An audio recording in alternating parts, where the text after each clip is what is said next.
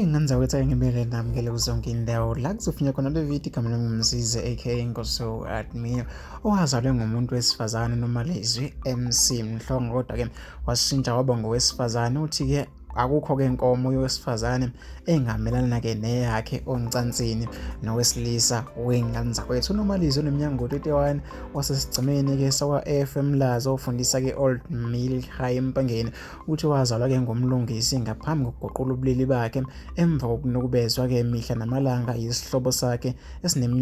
eseneminyaka ke eyishagalombili uthi ayikho ke inanazi eyofika ke kule noma ke kuleke yokuzenzela ulozolo wengane zakwethu ebuza ukuthi wazi ngani ukuthi ke unolozolo ke lwenanazi uNomalizo ke uthe ke watshelwa ke indoda yakhe wengane zakwethu nguyena ke lo ombona ke kule video ngapha ke wengane zakwethu kwa left ke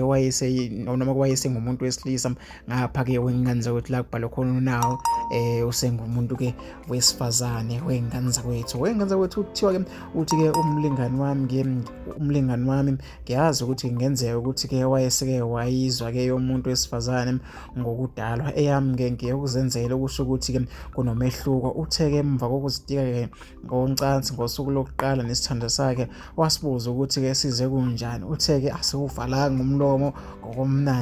umnandi ke esikuzwile wengane zakwethu ebuzwa kuNomalizo ukuthi kwabanjani ke ngosuku lokuqala ayangala kwencansini uthi ke kwafana ke nokwenzeka konke kumuntu wesifazane kodwa mina bekumele ke ngilinde ukuze ke ngiphole okusenoma ke ekuhlinzweni wengane zakwethu exinwa ke imibuzo ngempilo yakhe yangasese uNomalizo uthe ke ucela ke okungaxeli ke kuyo ngoba ke eyangasese lentokazi ke seyidume kakhulu esigodleni zokuxhumana kangoba ke ize ke yaqoka ke emuxeni ke we-best traditional kwi-social media influencer kuma-South African Traditional Music Achievement okungama-SATMA wengane zakwethu uNomalizo ke ubonga kakhulu ukuqokwa kulo mqhudelwano ngoba ke kusho ukuthi ke igama lakhe lisematheni ke ezinkundleni ke zokuxhumana wengane zakwethu ngiyafisa ukuthi ngizombono wakhe lapha emakhaya ukuthi wena ke ucabangani ke ngalodaba ke lwalentokazi wengane zakwethu ngoba hayi indaba yayo ithandayo ukuthi ke imangaza abantu abaningi wengane zakwethu futhi ke